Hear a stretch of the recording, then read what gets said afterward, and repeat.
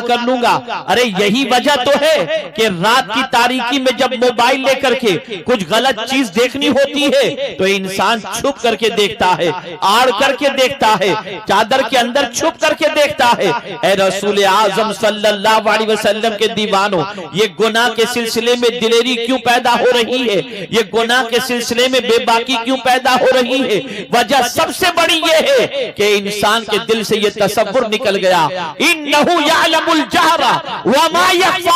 کہ بے شک وہ تمہارے چھپے کو بھی جانتا ہے، وہ تمہارے کھلے کو بھی جانتا ہے، تم اس سے چھپ کر کہیں نہیں جا سکتے۔ ارے حد تو یہ ہے کہ تمہارے دل میں چھپے ہوئے بھید بھی اس سے چھپے ہوئے نہیں ہے، اس پر تو سب آیا ہے۔ بلکہ سورہ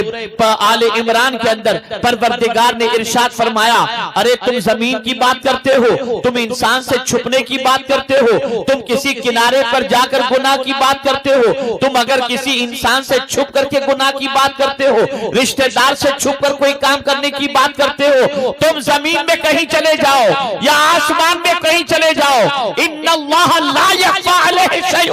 فی الارض ولا فی السماء، کہ بے شک جو کچھ زمین میں ہے اور جو کچھ آسمان میں ہے وہ اللہ سے چھپا ہوا نہیں ہے۔ جب یہ تصور انسان کے دماغ میں بیٹھ جائے،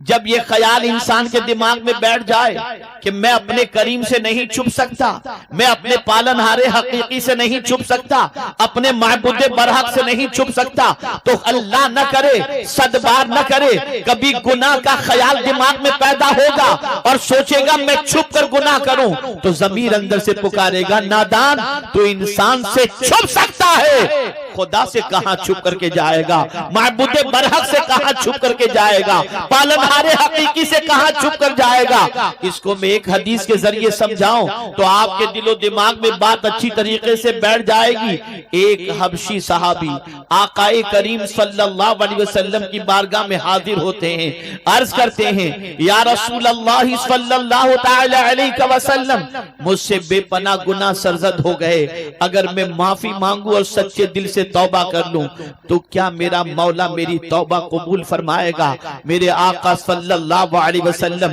رحمت کے پیغمبر تھے، امید کے پیغمبر تھے، ارشاد فرماتے ہیں، ہاں اگر تو سچے دل سے توبہ کر لے تو اللہ تیری توبہ کو قبول فرمائے گا۔ انہوں نے جیسے ہی یہ سنا، اس کے بعد جو دوسرا سوال کیا اسے غور سے سنو، عرض کرتے ہیں، یا رسول اللہ صلی اللہ تعالی علیہ وسلم، جب میں گناہ کرتا تھا تو کیا میرا مولا مجھے گناہ کرتے دیکھتا تھا؟ آقا